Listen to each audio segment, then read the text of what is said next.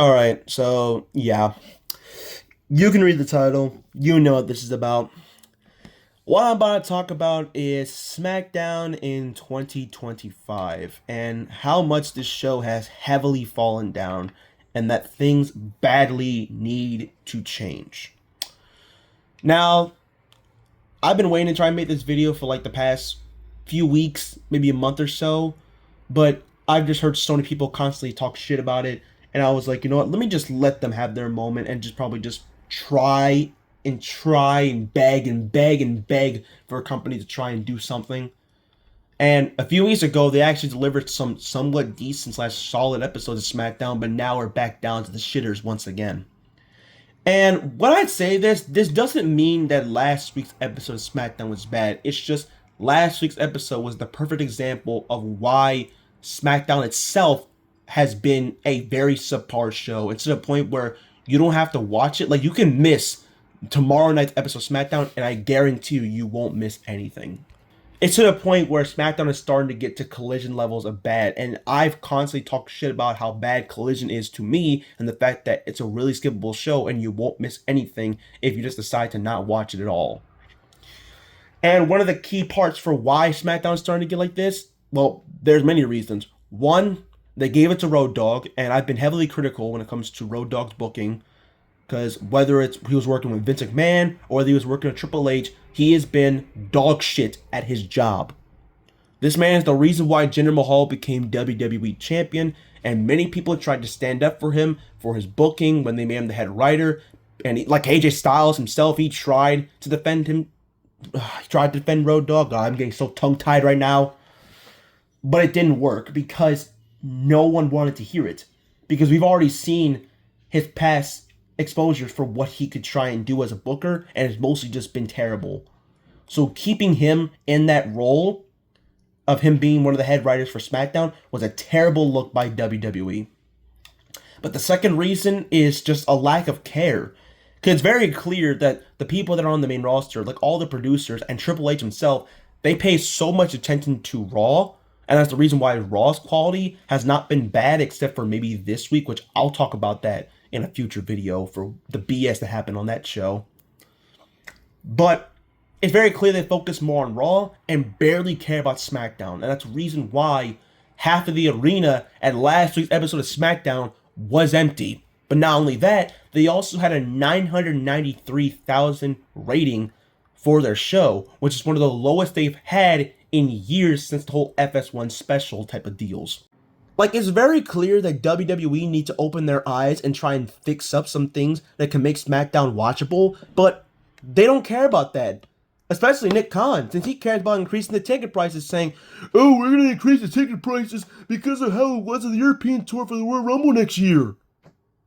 Okay, but here's the problem. The issue is that you're increasing the ticket prices every single month, but the quality itself, especially on SmackDown, is not good enough to justify those prices. So when people are watching a subpar product and they're seeing the prices go up, they're going to be like, why do I need to try and buy a ticket to go to these shows when I know all I'm going to be is disappointed at the end of it? That is something that WWE has not realized yet, and they're not understanding it. But it's not just the people who are booking it backstage. It's also some of the certain characters that are on television, like Cody Rhodes. One of the biggest reasons why I said that every champion needs to lose their title at Saturday night's main events was that most of the champions were starting to feel extremely dull with the belts. Like, Tiffany Stratton held that belt for far too long. It was facing the same people constantly. So when she lost to Jade Cargill, I was like, finally, a change of pace. Because we badly needed that right now, because SmackDown's women's division has been dreadful. We need a lot of stars from NXT to badly get called up. Like, I want a lot of them that are not really doing anything in NXT to go to SmackDown. Like Lash Legend, Jordan Grace, Lola Vice, JC Jane. Hopefully she'll loses her match against Tatum Paxley at Gold Rush. Like, I'm getting so tongue-tied right now, and I'm getting so rebutted with all this shit that I'm saying because, like, my mind is completely just twisted for how much SmackDown overall this year has been very, very poor. But it's not just the women's division, it's the men's division as well. Like Cody Rhodes at SummerSlam this year, beating John Cena for the WWE Championship, as much as it was going to be understandable because it was obvious that John Cena was going to pass the torch to Cody Rhodes, at this point, I feel like it's starting to become a regret. Because after he won the title, he was gone for a month because he was filming a Street Fighter movie, so they had to take him out and had Drew McIntyre do that. But ever since he came back, he's just been very dull and very lifeless on SmackDown.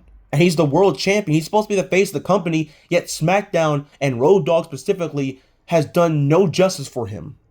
Not a single thing. That's the reason why I want him to lose that championship to Drew McIntyre. Not just because it can try and add some little shit to him, because he badly needs to try and switch up his character a little bit, but Drew McIntyre has earned the right to be world champion because he's been screwed time and time again.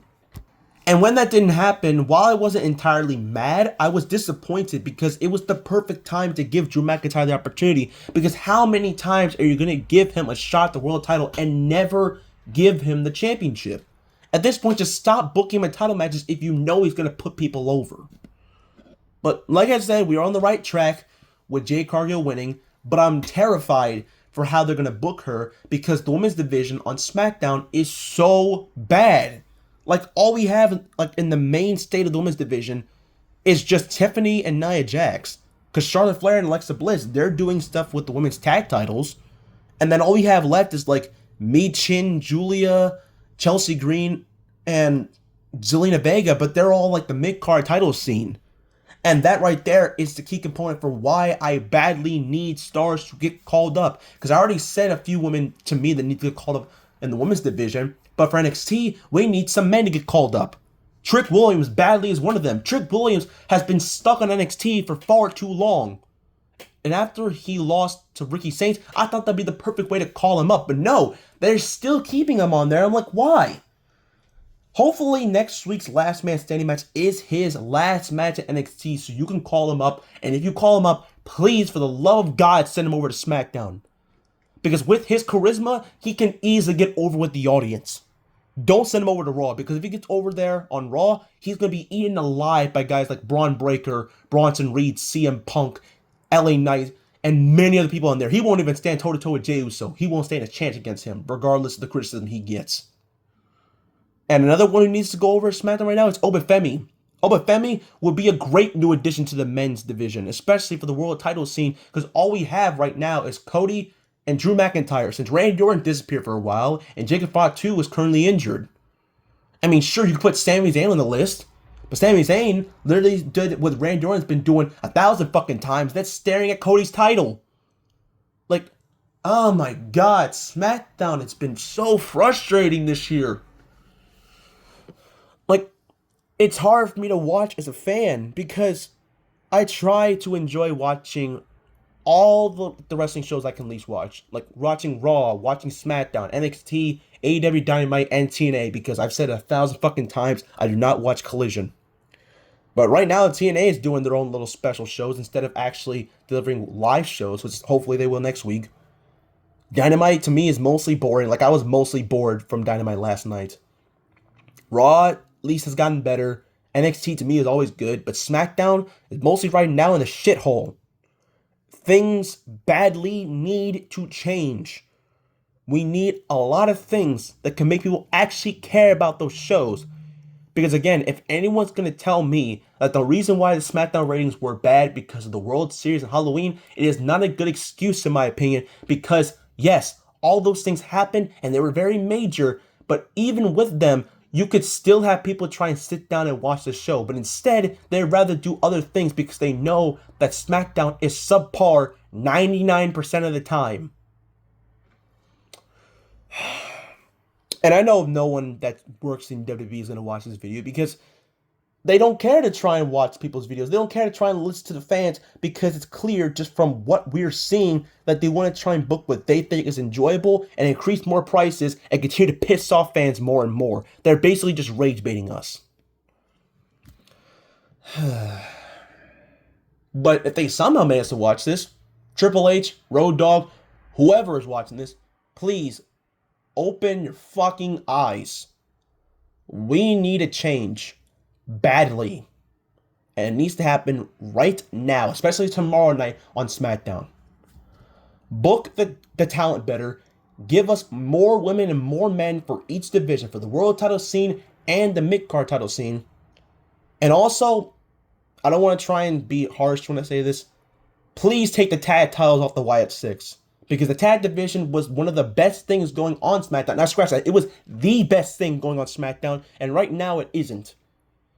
So, yeah, like right now, the best thing going on SmackDown is the U.S. Open Challenge. And I'm glad that Sami Zayn and Ilya Dragunov did some very good wonders with that championship. But if that's the only thing that's making people watch the show, or just making people just watch the highlights to try and catch only that on SmackDown, then that is a problem. So, yeah, hopefully, when I watch SmackDown tomorrow, we see subtle changes. If not, I'll be sitting on this chair once again and doing a bunch of my rage bitch moaning about SmackDown.